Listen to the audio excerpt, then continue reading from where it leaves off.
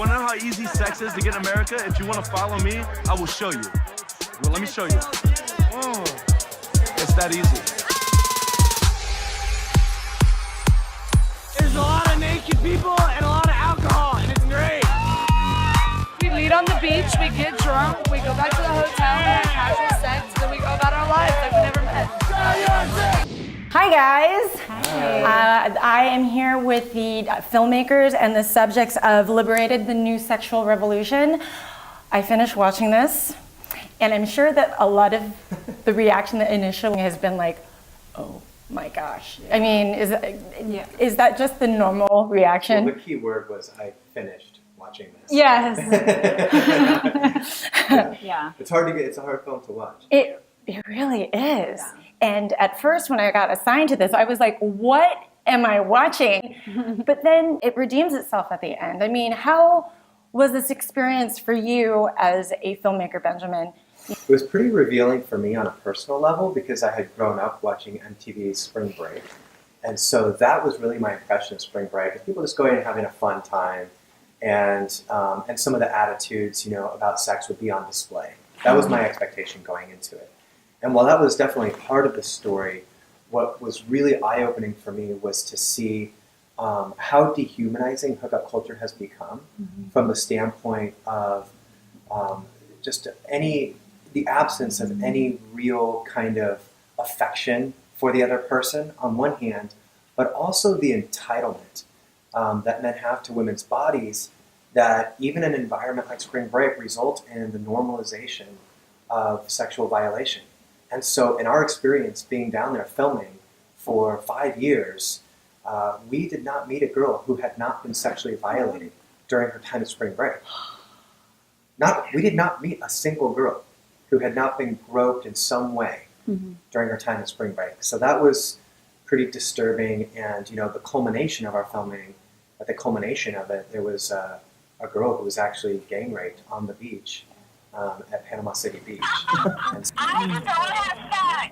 I think you're a gorgeous girl, and I'd absolutely love to do it again with you, dear. Okay, well, I'm sure we could probably work that out. Oh, fantastic. The two of you, Shay and Kimmy, were subjects in this documentary. In hindsight, of having a few years, I take it, since filming this, I mean, what is your outlook watching yourselves? Shay, how about we start with you?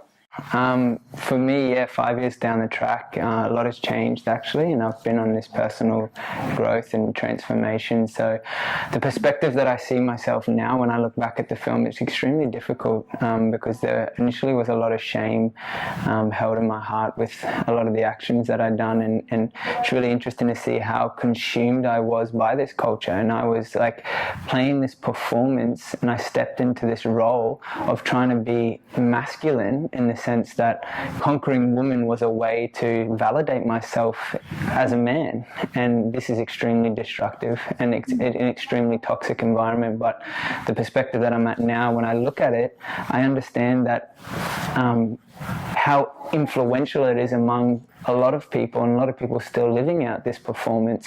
And it's almost like we put this mask on and we put this front on to prove to other men that we're something when really we're not. And it's, for me, it's more about reclaiming who we are as a human being, and what does that mean to be a human being, in the sense that there's so many different aspects of a human, including emotions, including the intellect, including sexuality, including spirituality.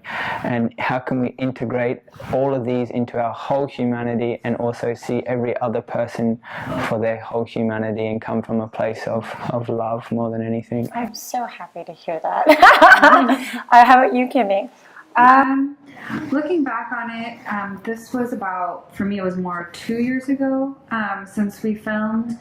And I think since then,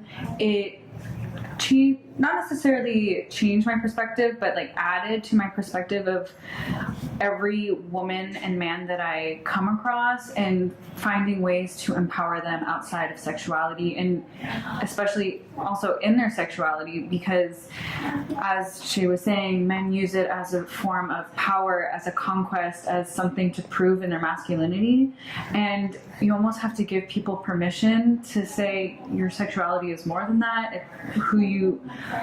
The people that you come across in your life are more than just objects. Very, very brave of both of you, all three of you, to be here and tell your stories. I mean, I highly commend all of you. Thank you. Thank you. You guys can catch this documentary on Netflix. This is Carolyn. We'll check you next time.